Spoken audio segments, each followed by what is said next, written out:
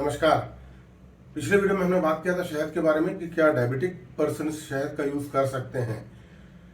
Last video में जब हमने बात किया था डायबिटीज और शहद के बारे में, तब उस वीडियो में हमने बोला था मॉडर्न रिसर्च क्या कहता है कि शहद का उपयोग कितनी मात्रा में करना चाहिए, कैसे करना चाहिए और ये क्यों हमारे लिए फायदेमंद है। आज हम इस वीडियो में बात करेंगे शहद का उपयोग आयुर्वेद क्या कहता है, क्या मधुमेह या डायबिटिक पेशेंट शहद का उपयोग कर सकते हैं, और इसके साथ ही साथ शहद की कुछ क्वालिटीज के बारे में बात करेंगे। और आप देखेंगे कि जितने भी क्वालिटीज मैंने लास्ट वीडियो में बताए थे करीब करीब वो और उससे अतिरिक्त और कुछ प्रॉपर्टीज शहद के बारे में आज से 5000 साल पहले भी बताया गया है आयुर्वेद के ग्रंथों में। तो आइए जानते हैं आज शहद के आयुर्वेद के अनुसार क्या गुण होते हैं और क्या मधुमेह या डायबिटिक पेशेंट को शहद का उपयोग करना चाहिए। तो आइए जानते हैं शहद की क्वालिटीज के बारे में। सबसे पहले जो शहद की क्वालिटी होती है वो है वात कारक होती है। शहद जो है वो आपके शरीर में वात को बढ़ा देती है, इसीलिए शहद का उपयोग बहुत कम मात्रा में करना चाहिए, ज़्यादा मात्रा में नहीं करना चाहिए। और अगर आपको कहीं शरीर में बहुत अधिक दर्द है या अगर आप वात रोगों से संबंधित कोई परेशानी से जूझ रहे हैं तो आपको शहद का उपयोग नहीं करना चाहिए, और अगर करते भी हैं तो सीमित मात्रा में शहद का उपयोग करना चाहिए। ये आपके बॉडी के नॉर्मल फंक्शनिंग को भी डिस्टर्ब कर देती है कभी कभी, इसलिए एक लिमिट में शहद का उपयोग करना है, ज्यादा मात्रा में शहद नहीं करना है। मॉडर्न रिसर्च भी यही कहता है कि बहुत ज्यादा मात्रा में शहद का उपयोग मत करिए। इसके अलावा शहद अगर आप ज्यादा मात्रा में लेते हैं तो ये वात कारक तो होती ही है, साथ में ये इंडाइजेशन भी क्रिएट कर सकती है, आपको बदहजमी हो सकती है, आपका हाजमा खराब हो सकता है।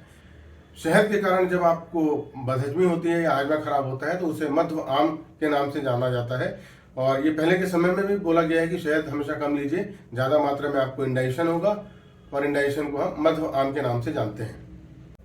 अब हम बात करेंगे शहद की अगली क्वालिटी के बारे में कि शहद का एक गुण होता है वो गुरु होती है। गुरु मतलब ये पचने में बहुत भारी होती है। क्योंकि ये पचने में बहुत भारी होती है इसीलिए जनरली जब आप शहद लेते हैं, थोड़ी मात्रा में भी शहद लेते हैं, तो ये आपको ऊर्जा तो बहुत देती है परंतु पचने में भारी होती है, इसलिए आपको भूख कम लगती है। और आपको भूख कम लगती है, जब भी आप भूख कम लगेगी तो आप जनरली बाहर के दूसरे खाद्य पदार्थ सीमित मात्रा में उपयोग करेंगे, और इसी कारण से ये आपके बॉडी में शुगर को रेगुलेट करती है, शुगर को कम करती है। शहद आपने लिया तो भूख कम लगेगी तो आप फिर और कुछ उटपटांग नहीं खाएंगे, एक्स्ट्रा डाइट आप नहीं लेंगे, और एक्स्ट्रा डाइट ही तो हमारे शुगर इंक्रीज करने का एक बहुत बड़ा कारण होता है। नेक्स्ट गुण जो शहद के बारे में बताया गया है वह है शहद की तासीर ठंडी होती है। ये शीतवीर्य प्रधान द्रव्य है। जनरली हमारी ऐसी मान्यता है, हम लोग सब जानते हैं, मानते भी हैं कि शहद गर्म होता है शहद, लेकिन ऐसा बिल्कुल नहीं है। शहद की तासीर ठंडी होती है, पर शहद का एक गुण और होता है कि वो योगवाही होती है। योगवाही मतलब शहद बिल्कुल उसी तरह होता है जिस तरह पानी में जो रंग आप डाल देंगे पानी उस रंग का हो जाता है, उसी तरह शहद भी योगवाही होती है। योगवाही कहने का मतलब है शहद के साथ आप जो भी मेडिसिन मिलाकर खाते हैं तो शहद उन्हीं मेडिसिन के गुण वाली हो जाती है और उनके गुणों को, उनकी प्रॉपर्टीज को बढ़ा देती है।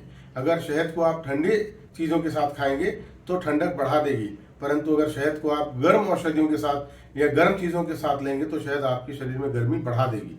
क्योंकि शहद की तासीर ठंडी होती है, इसीलिए अगर आपको कहीं ब्लीडिंग की परेशानी है, अगर आपके शरीर में कहीं खून बह रहा है, कहीं आपको चोट लग गई है, या वो चोट एक्सटर्नली भी लग सकती है, इंटरनली भी हो सकता है, तो अगर आपको इंटरनल ब्लीडिंग से अगर आप परेशान हैं या फिर कहीं बाहर चोट लगी हुई है और खून निकल रहा है, तो उन केसेस में अगर आप शहद का उपयोग करेंगे तो शहद आपकी ब्लीडिंग को रोक सकती है। इसीलिए आयुर्वेद में इसको रक्त पित्त नाशक कहा गया है। अगर आपको ब्लीडिंग डिसऑर्डर्स है तो शहद का उपयोग जरूर कीजिए, खासकर पेप्टिक अल्सर है अगर आपको, या फिर आपको अल्सरेटिव कोलाइटिस के केसेस है। क्योंकि आप पिछले वीडियो में मैंने बताया था मॉडर्न रिसर्च भी कहता है कि शहद में एंटी इंफ्लेमेटरी गुण होते हैं, क्वालिटीज होती है।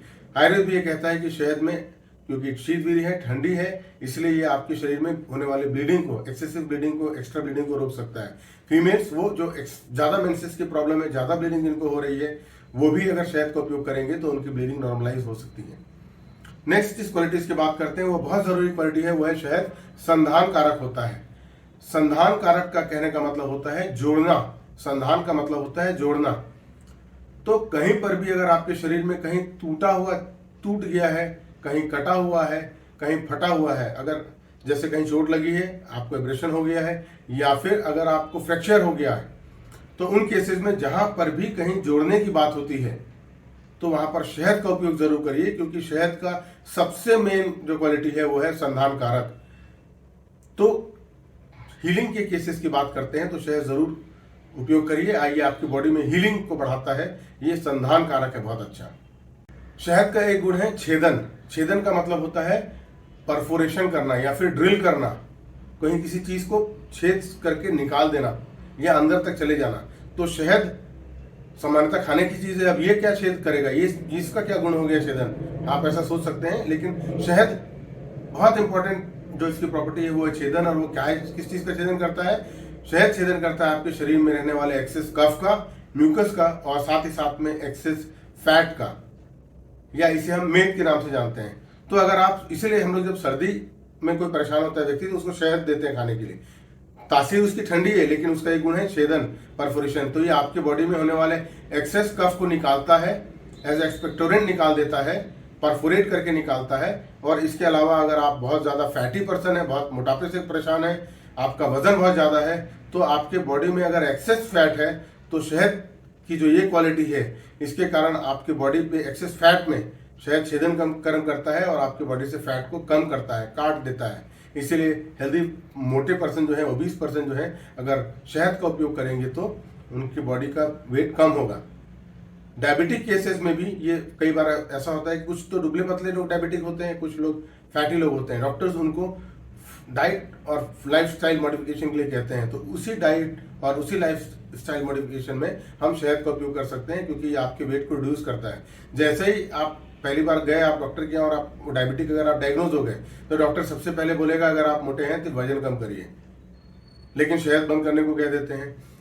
शहद का एक यही क्वालिटी है जो छेदन, जो आपके वेट को कम करता है, तो वेट भी कम करेगा। और आगे एक और प्रॉपर्टी बताऊंगा जो बिल्कुल मैच करता है आज के डाइट के हिसाब से, जो डाइटिशियन सजेस्ट करते हैं कि डायबिटिक पर्सन को फैट नहीं खाना है, फैट का उपयोग कम करना है, क्योंकि शहद छेदन का कर्म कर रहा है, फैट को भी डिप्लीट कर रहा है। इसीलिए डायबिटिक पेशेंट्स अगर सीमित मात्रा में शहद का उपयोग करें तो ये आपके वेट रिडक्शन में भी हेल्प करता है। और साथ ही साथ एक्सेस अगर म्यूकस से आप परेशान है, बहुत ज्यादा सर्दी हो रही है, साइनसाइटिस हो रहा है, तब भी आप शहद का उपयोग करिए, देखेंगे आपको हल्कापन लगेगा।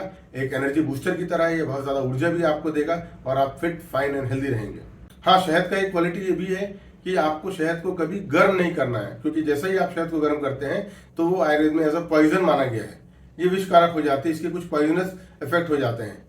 जनरली आजकल हम लोग एज अ सब्सटीट्यूट स्वीटनर के, शुगर के सब्सटीट्यूट में शहद यूज करने लगते हैं। और बड़े बड़े होटल्स में और आजकल तो शहद के पाउच आते हैं, चाय के साथ में वो शुगर भी देते हैं और एक आर्टिफिशियल स्वीटनर भी देते हैं और साथ में हनी का पाउच भी देते हैं। और ये फैशन हो चुका है, ट्रेंड है ये आजकल का कि हम एज अ शुगर के बदले में हनी यूज करने लगते हैं चाय के साथ में या दूध के साथ में। तो इतना जरूर ध्यान रखिए, गर्म पानी, गर्म दूध या गर्म किसी भी चीज के साथ में शहद का उपयोग ना करिए और ना ही शहद को गर्म करिए सीधे। अगर फैट कम करना है तो उस समय कई बार हम लोग गर्म पानी यूज करते हैं शहद के लिए। तो अगर आप वजन कम करने के लिए शहद का उपयोग कर रहे हैं तो अगर बहुत ल्यूकवार्म वाटर है, बहुत गुनगुना पानी है, तो आप शहद उसमें मिला सकते हैं। नहीं तो नॉर्मल वाटर के साथ में, नॉर्मल टेम्परेचर में जो पानी मिलता है उसी के साथ आप शहद मिलाकर पीजिए, देखेंगे वेट तब भी रिड्यूस होगा। एक क्वालिटी है शहद की कि शहद गुणों में रूक्ष होता है। डायबिटिक पेशेंट्स को डॉक्टर्स हमेशा ऑयल फ्री या फैट फ्री डाइट के लिए कहते हैं। तो शहद का एक गुण था कि ये छेदन करता है फैट को, मेद को। दूसरा जो क्वालिटी है शहद का अपना वो है शहद रूक्ष होता है, ये ड्राई इन नेचर होता है। हमने शहद के केमिकल कंस्टिट्यूएंट्स के बारे में जब बात की थी तब भी ये बताया था कि इसमें कार्बोहाइड्रेट है, प्रोटीन है, लेकिन फैट कंटेंट हमने बोला था 0 है। और 5000 साल पहले बिना कोई केमिकल एनालिसिस के भी आयुर्वेद के आचार्यों ने ये बताया, आयुर्वेद में लिखा कि शहद गुणों में रूक्ष होती है। क्योंकि गुणों में रूक्ष होती है इसलिए बहुत ज्यादा लगातार शहद का उपयोग ज्यादा मात्रा में नहीं करना चाहिए, ये भी ध्यान देने वाली बात है। इसके अलावा शहद जो है, अगर बहुत ज्यादा आप धूप से आए हैं या बहुत ज्यादा गर्मी से परेशान हैं तब भी शहद का उपयोग गर्म चीज के साथ मत करिए, क्योंकि योगवाही है, इसलिए गर्मी और बढ़ा देगा। एक क्वालिटी शहद की है कि शहद का जो टेस्ट होता है वो कसाय होता है, एस्ट्रिंजेंट टेस्ट का होता है। जैसे आप हर्रा कभी खाए होंगे या आंवला खाए होंगे तो कसैला सा लगता है। तो शहद, हमको ऐसा लगता है कि शहद मीठा है, शहद मीठा तो होता ही है, लेकिन शहद का जो मुख्य रस है वो है कसाया रस है, कसैला होता है शहद। इसलिए जो आप प्योर अगर हनी आप लेंगे तो उसमें मीठा तो लगेगा ही लगेगा, लेकिन कसैला रस जरूर लगेगा। तो अब बात करते हैं आयुर्वेद क्या कहता है क्या मधुमेह में शहद का उपयोग किया जा सकता है? देखिए, मधुमेह को आयुर्वेद में प्रमेह रोग के अंतर्गत रखा गया है। प्रमेह बहुत 20 प्रकार के करीब करीब होते हैं और 20 प्रकार में से एक एक स्टेप अगर आप ट्रीटमेंट नहीं करते तो धीरे से सभी प्रमेह आगे चलकर मधुमेह में कन्वर्ट हो जाते हैं। तो मधुमेह जो है वो आज के समय में उसको डायबिटीज का सिनोनिम कहते हैं। तो मुख्य कारण जो प्रमेह का है वो है कफ रोग। और क्योंकि आयुर्वेद में शहद के जो मैंने अभी गुण बताए कि शहद आपके बॉडी में रुक्षता लेके आता है, इसके अलावा शहद जो है वो छेदन कर्म करता है, ये आपके कफ को और मेद को कम करता है। इसीलिए शहद में वो सारे गुण हैं जो कफ को कम करता है, कफज रोगों में उपयोग किया जाता है। और अगर आप चरक चिकित्सा स्थान के प्रमेह चिकित्सा में देखेंगे, प्रमेह का जो ट्रीटमेंट चरक चिकित्सा स्थान में दिया गया है, तो देखेंगे करीब करीब जितने भी उसमें योग दिए हुए हैं, हर योग में या तो मुख्य औषधि शहद है, मधु है, या फिर किसी न किसी रूप में अनुपान में शहद का प्रयोग किया गया है। जब इतने क्वालिटीज के बारे में मालूम है, उसके बावजूद उन्होंने हर डिजीज में, प्रमेह के हर योग में अलग अलग कॉम्बिनेशन में उन्होंने बोला है शहद का उपयोग करिए करिए करिए। इसका कारण ही यही था कि शहद कफनाशक होता है, शहद मेदनाशक होता है, शहद रूक्ष गुणों से युक्त होता है। तो शहद का उपयोग आयुर्वेद कहता है कि आपको शहद का उपयोग जरूर करना चाहिए। पर इतना जरूर ध्यान देना है आपको कि आयुर्वेद में भी यह कहा गया है कि शहद हमेशा अल्प मात्रा में सेवनीय है। मॉडर्न भी ये कहता है कि शहद ज्यादा मात्रा में नहीं लेना चाहिए। आयुर्वेद भी ये कहता है, ना सिर्फ डायबिटिक पेशेंट्स को, ये इन कॉमन जनरल पेशेंट्स के लिए, जनरल आम लोगों के लिए भी ये निर्देश है कि शहद हमेशा अल्प मात्रा में सेवन करना चाहिए।